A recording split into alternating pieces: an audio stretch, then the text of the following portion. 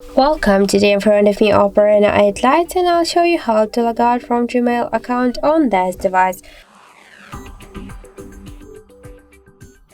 So let's just first open the Gmail application, and after that tap on the right upper corner here. Now we just can see that we're logged in into two accounts at the same time, and now just to log out from one from these accounts, we should log out in Gmail app, we should log out from Google account on our device.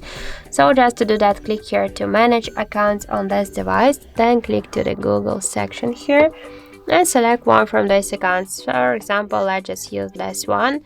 Click here on the right upper corner and tap remove account, then confirm your action by click to remove account again. Now we can see that in Google account settings we stay only with one Gmail account, and let's go back to the application. So now let's check, and we can see that in app we stay also only with one Gmail account. So that's it. Thank you for watching, and if you find this video helpful, don't forget to leave a like, comment and to subscribe our channel.